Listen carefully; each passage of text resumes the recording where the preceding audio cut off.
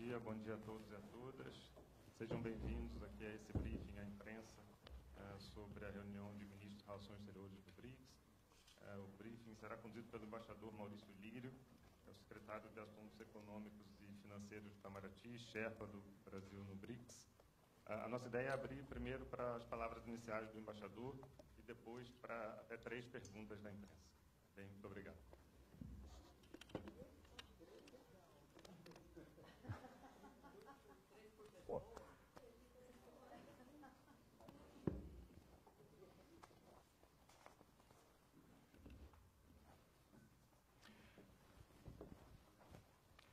Bom dia a todos, é uma satisfação revê-los. Bem-vindos a essa conversa sobre a reunião de chanceleres do BRICS, a reunião justamente na presidência brasileira, que será na segunda e na terça-feira. Como sabem, as prioridades da presidência brasileira do BRICS giram em torno de alguns tópicos muito caros ao Brasil e aos demais parceiros no BRICS. É o caso da questão da saúde global, da área de comércio, investimentos e finanças, da área de mudança do clima, nós teremos a COP no Brasil no final do ano, de governança da inteligência artificial, temas de arquitetura multilateral de paz e segurança e também questões relacionadas ao desenvolvimento institucional do grupo.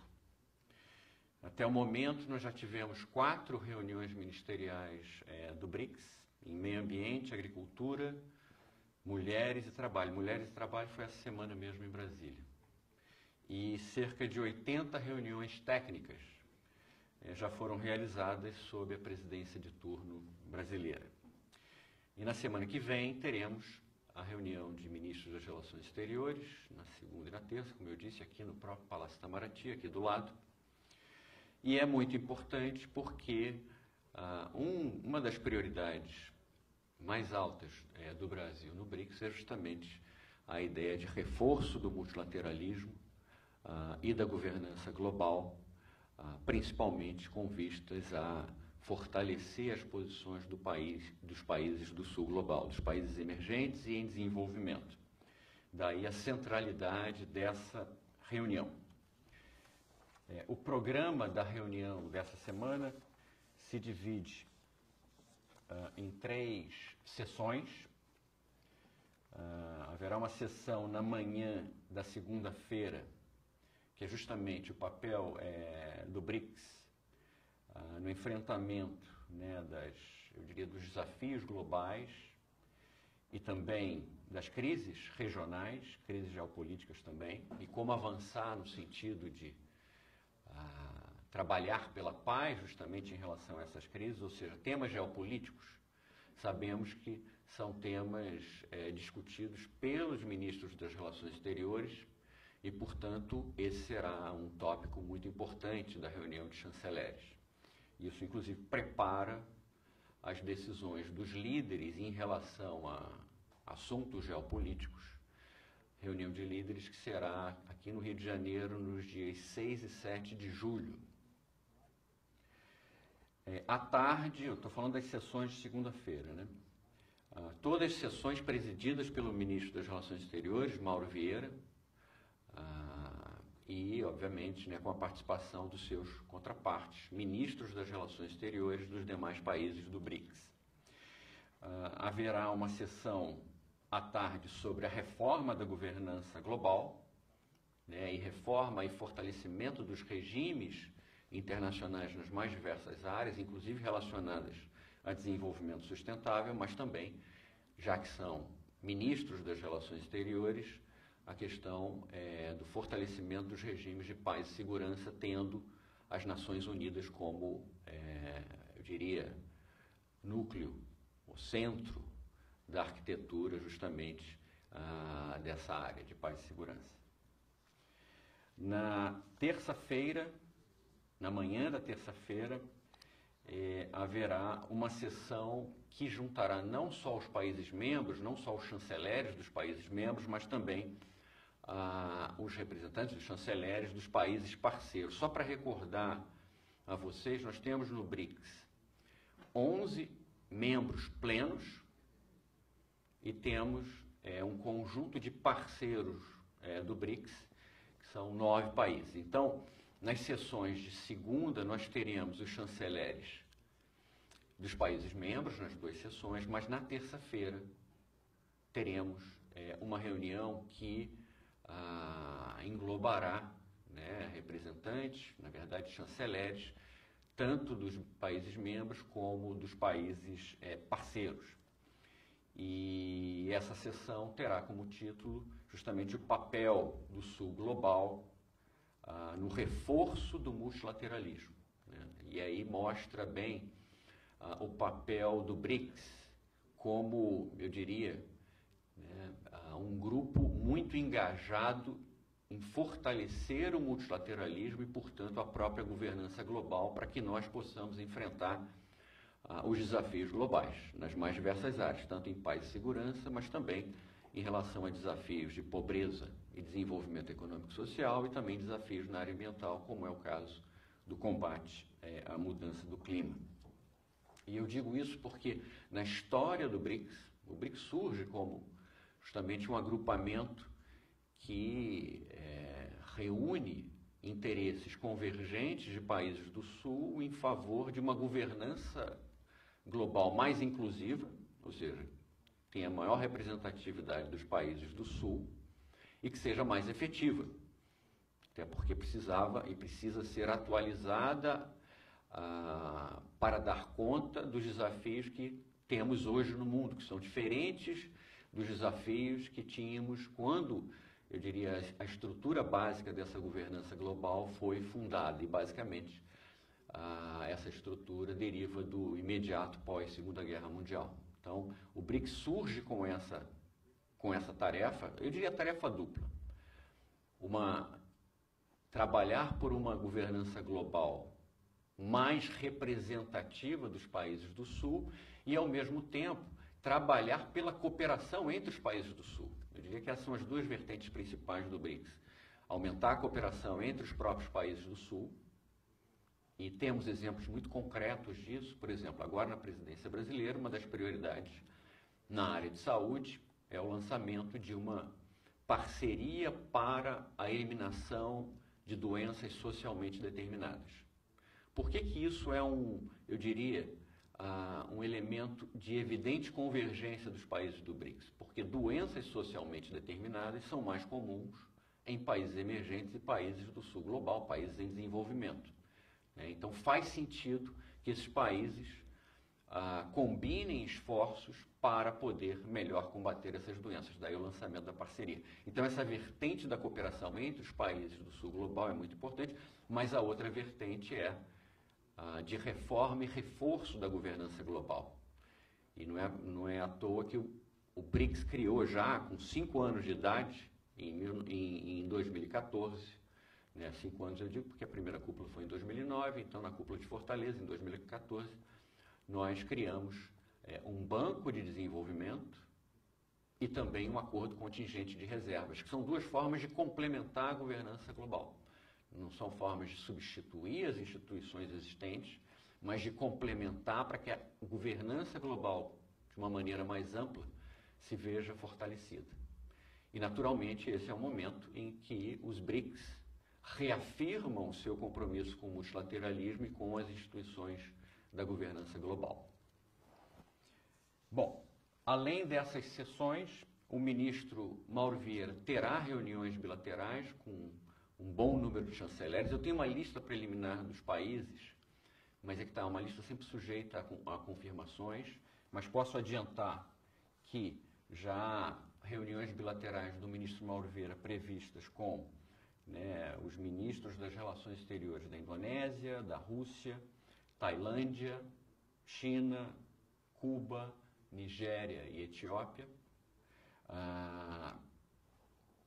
Então, além, naturalmente, é que em todas essas reuniões de ministros das relações exteriores ou de outras áreas, próprias reuniões de líderes, há um espaço justamente para encontros bilaterais. Isso será também um dos pontos da agenda do ministro Mauro Vieira. Um tema também importante que deverá ser discutido é a questão das adaptações institucionais que o BRICS precisa fazer, porque agora nós temos um BRICS ampliado.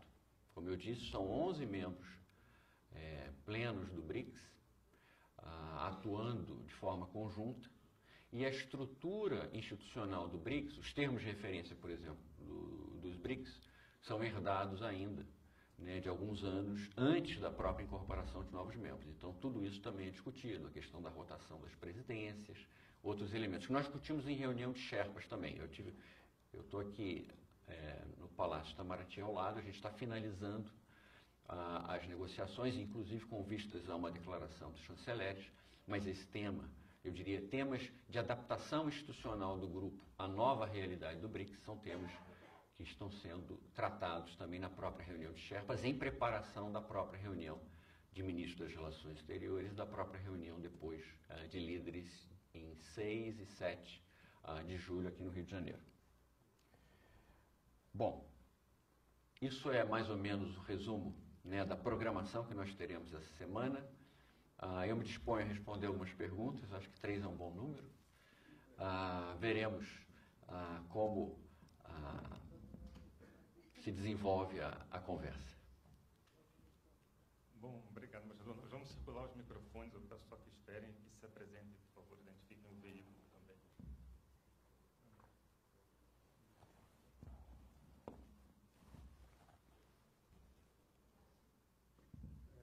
Bom dia, embaixador Ricardo Della Coleta, da Folha de São Paulo. Eu queria tocar em 2 temas.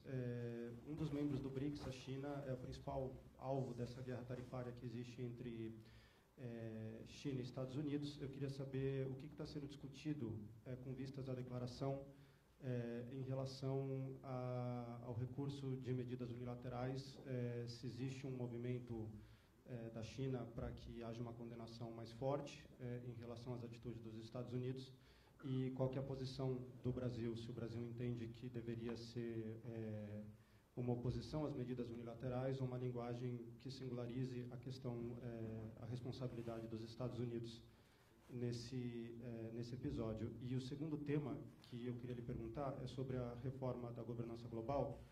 Quando o BRICS foi ampliado em 2023, o Brasil negociou um parágrafo em que a aspiração brasileira era mencionada especificamente.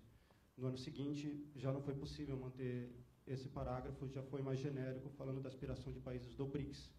Então, eu queria saber se existe, da parte da presidência brasileira, uma tentativa de retomar o parágrafo de 2023, em que os países do BRICS citem especificamente a aspiração brasileira de um assento no Conselho de Segurança. Obrigado. Obrigado. Sobre a questão de medidas unilaterais na área comercial, como um dos propósitos da reunião de chanceleres é justamente reafirmar o compromisso com o multilateralismo, o compromisso com o multilateralismo na área comercial se manifesta por meio eu diria, do apoio pleno ao sistema multilateral de comércio, que é um sistema baseado não em medidas unilaterais, mas em concessões multilaterais feitas pelos diversos países. Então, os ministros estão negociando uma declaração com vistas a reafirmar a centralidade, a importância do sistema multilateral de comércio e, portanto, das negociações comerciais multilaterais como eixo principal de atuação nessa área do comércio. Portanto, e deverão reafirmar, como sempre fizeram em outras declarações, a sua crítica a medidas unilaterais de que origem sejam, né? Ou seja, isso é uma posição dos países do BRICS já de longa data, é a rejeição a medidas unilaterais. Então, esse tema deverá ser tratado. Em relação à reforma da governança global, e especificamente sobre esse tema, isso é objeto de negociações, eu não posso antecipar, porque são os chanceleres que estão negociando, veremos o resultado, mas, naturalmente, o tema da reforma do Conselho de Segurança, quando se fala em reforma da governança global, é um tema absolutamente central e deverá ser objeto de discussões entre os ministros, né? Nós teremos a sessão, justamente, da tarde da segunda-feira, que é dedicada à reforma da governança global, e como o Conselho de Segurança e a ONU como um todo, né, são instituições centrais da governança global, muito provavelmente esse tema será tratado por eles.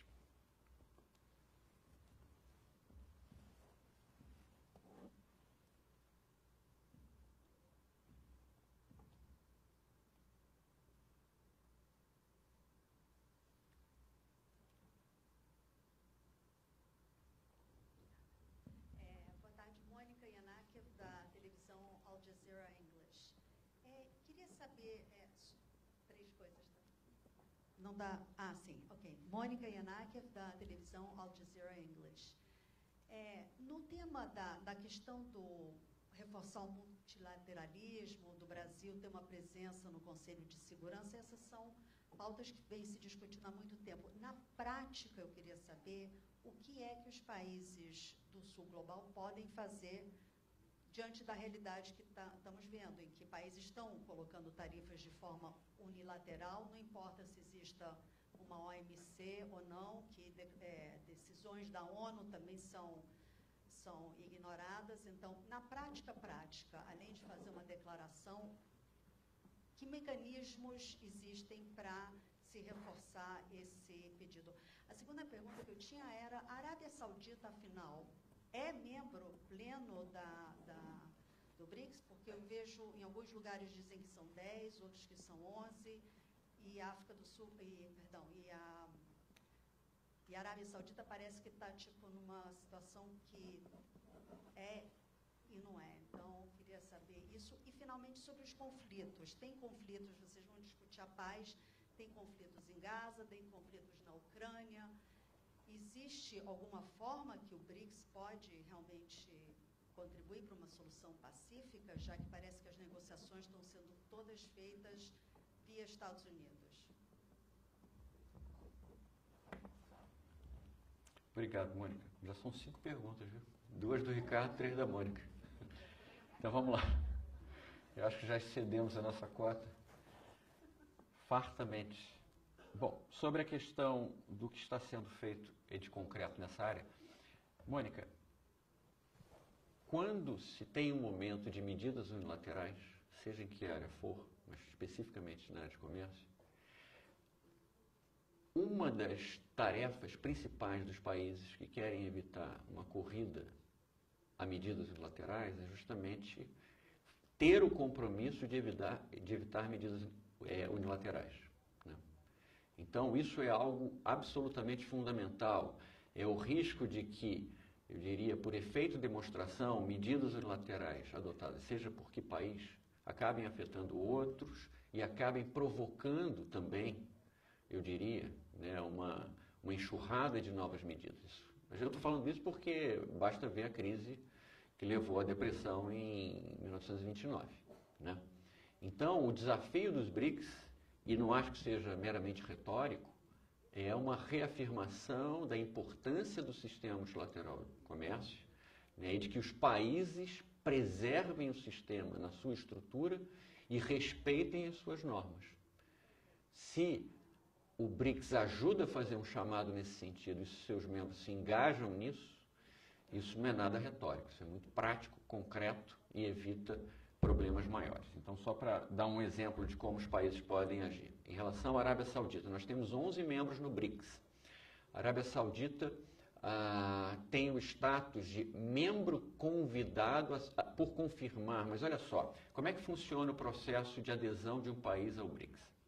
O país manifesta à presidência de turno o seu interesse de participar, certo?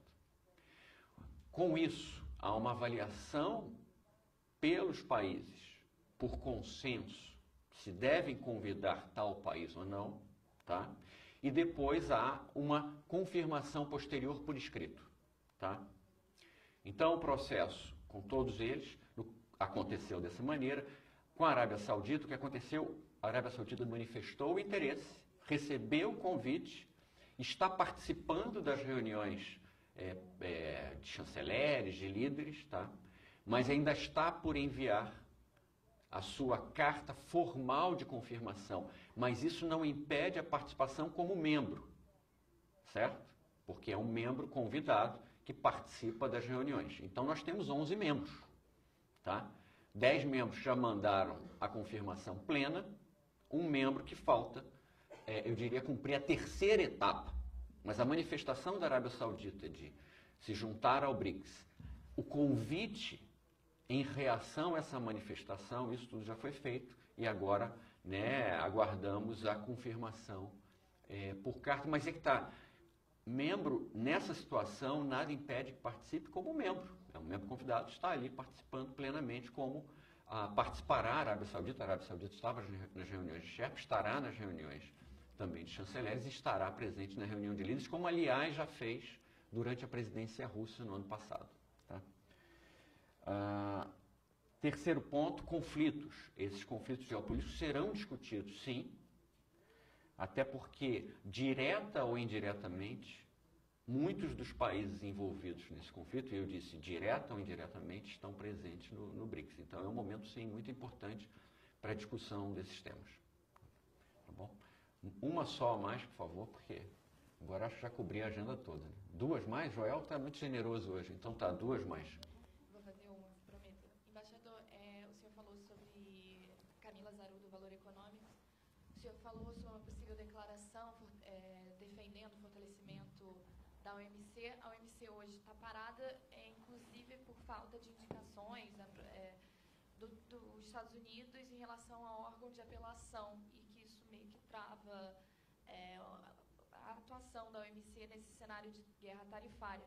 O BRICS, a declaração dos chanceleres do BRICS, ou alguma declaração saída do BRICS, pode ajudar a destravar essas indicações, o órgão de apelação, ou alguma atuação prática da OMC nesse cenário de guerra tarifária? Desculpe seu nome? Camila. Olha, sobre a história do órgão de apelação, esse já é um problema de longa data. Não é um problema de hoje. A não indicação, a não confirmação de juízes do órgão de apelação já ocorre desde 2017, se não estou equivocado, ou seja, ainda no governo anterior, né, do presidente Trump. Então, isso já é um problema crônico da OMC, eu diria, de alguns anos. Por exemplo, o Brasil ganhou alguns painéis. Só para explicar, o que é o órgão de apelação? O sistema de controvérsias da OMC tem duas instâncias. Tem a instância do painel em si e tem a instância da apelação. É como se fosse um processo judicial em 2 instâncias, tá? Com a possibilidade de uma forma de apelação, que é para o órgão de apelação. Sem indicação para o órgão de apelação, o órgão de apelação ficou sem juízes, porque um país decidiu não aprovar mais a indicação de juízes. Agora, isso já vem acontecendo como eu falei, desde 2017. Por isso que, por exemplo, o Brasil teve painéis, por exemplo, na área de açúcar, tá? Contra alguns países, venceu, mas a tendência é que os países perdedores apelem, o que a gente chama apela no vazio no órgão de apelação. Apela para um órgão de apelação que não está funcionando, tá? Então, isso é uma forma, sim, que priva o sistema multilateral, né, eu diria, do seu elemento, do seu instrumento de solucionar controvérsias. Tá? O que não impede que os países que têm interesse numa solução de controvérsia em 2 instâncias se organizem para que tenham isso. O Brasil é parte de um grupo que é chamado MPIA, e desse grupo faz parte o Japão, faz parte o Canadá, faz parte a União Europeia, ou seja, parceiros de peso na OMC, em que eles se comprometem sim a ter uma apelação por meio de juízes indicados por esses próprios países, na OMC. Tá? Tanto que nós tínhamos um juiz que fazia parte do MPIA, o embaixador Graça Lima, que era indicado pelo Brasil para fazer parte. E temos uma candidata agora também a esse órgão de apelação, que eu diria que é acordado entre os países que não querem perder o sistema em 2 instâncias. Tá? Então, o que nós temos hoje, infelizmente, é só esse sistema paralelo. Tá? Agora, para restituir o sistema principal, seria preciso que todos os países se engajassem na aprovação dos juízes. E não se tem em Genebra uma avaliação de que isso será feito em breve. Então, o sistema tende a continuar dessa maneira. Mas o que é importante é isso, é que os países reafirmem o seu compromisso com a OMC, porque sempre que se tem um regime internacional, vamos ser francos, e aqui, quando a gente fala do BRICS querendo trabalhar pelo reforço do multilateralismo, é preservar os regimes. Por exemplo, o regime de combate à mudança do clima, o regime das reuniões da COP, o regime do Acordo de Paris. Né? É importante que, se há renúncias, defecções de alguns países, né, é importante que os demais estejam engajados para que aquele ato de 1 ou 2 ou 3 ou 4 países, são 4 países que não fazem parte hoje do Acordo de Paris, isso não desencadeie um desengajamento dos demais. Então é sempre importante, é a mesma coisa para a OMC. Né?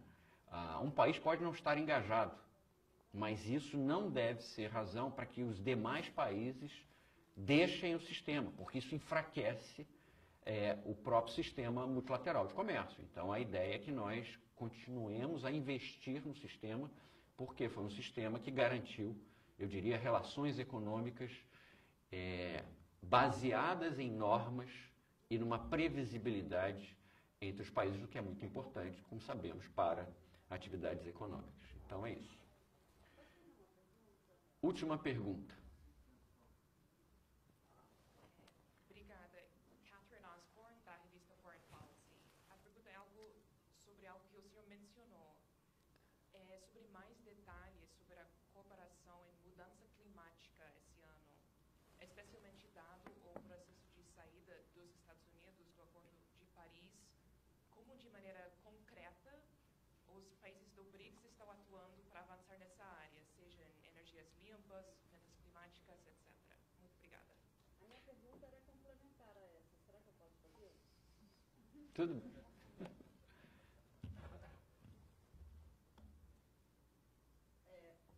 Meu nome é Cláudia Antunes, eu sou do portal Suma Uma. Eu queria fazer uma pergunta específica sobre o Fundo Florestas Tropicais para Sempre.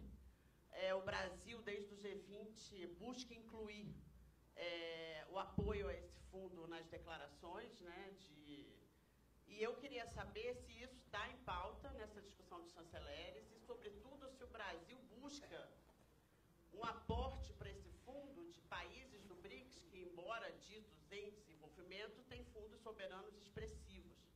Por exemplo, a própria Arábia Saudita e os Emirados Árabes. Então, eu queria saber se isso é pauta do encontro do BRICS, seja dessa reunião de chanceleres ou de futuras reuniões.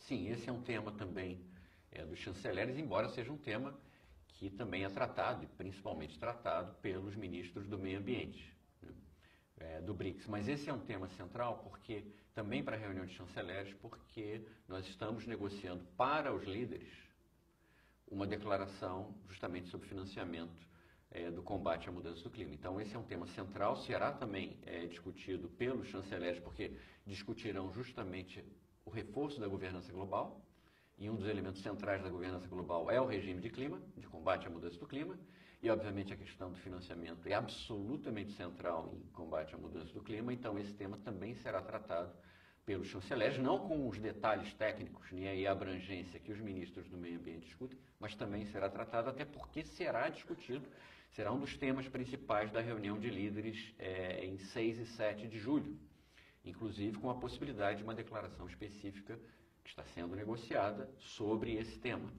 Então, esse tema é tratado. E também o TFFF, Cláudia, é um tema que nós temos discutido. A questão que não está em pauta eu diria, a revisão da divisão entre os países que têm que formalmente e oficialmente pagar pela transição energética e os demais países que podem, eventualmente, voluntariamente, também financiar. Essa distinção é absolutamente fundamental e o Brasil, obviamente, é solidário com os países do mundo em desenvolvimento, com os países emergentes, porque sabe que, conforme o Acordo de Paris, né, como os países desenvolvidos, os países ricos, foram os países que mais emitiram historicamente e emitiram usando fontes de energia não renováveis.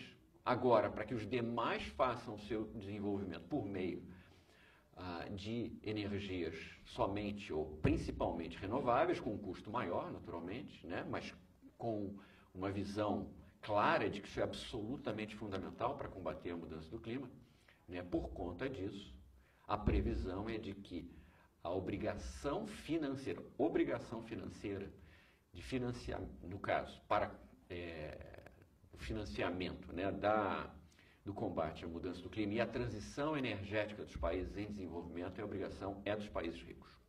Tá? Essa é a diferença. Mas a gente está discutindo também o fundo aqui, mas principalmente está sendo discutido entre os ministros de meio ambiente do BRICS. Muito obrigado, gente. Obrigado a todos. Bom dia.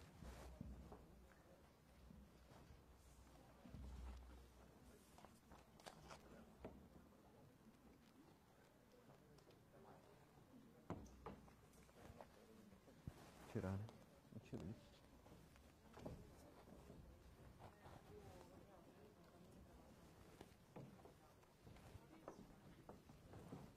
Tudo bem? Quanto tempo? Tudo bem? Tudo bem. Todos vocês, revendo vocês. Cláudia também. Cláudia, pô! Quando você foi lá? Estou muito enrolado, muita viagem. Ele sabe, ele me acompanhou. Sei. Tudo bem? Isso tem que ver com o Gregory e o Joel. Aí né, o acesso ao ministro também, tá? A gente está agendando isso. Aí vai avisar vocês depois. Vamos tentar. A gente vai compartilhar um Vamos programa tentar. assim que fechar com todo mundo Tá. da imprensa. Tá bom. Talvez hoje ou amanhã, mas a gente vai compartilhar com todo mundo. Também, mas você... Ficou loura, eu quase me reconheci, pô. Não, deixa. Já fiz a coletiva. Não, esse tema eu já respondi tantas vezes, né? Já respondi. Vejam as entrevistas anteriores. Tchau, gente. Tudo bem? Aham. Do programa, a gente vai passar hoje ou Pegue a minha resposta oficial. Minha resposta oficial tá aí. que a gente abriu lá, então a gente vai jogar lá. Então eu sugiro incluir no grupo. Não. Isso não está sendo discutido. Isso tem que perguntar aos sauditas, mas não está sendo discutido. Tá bom? Aham. Até logo. Tchau.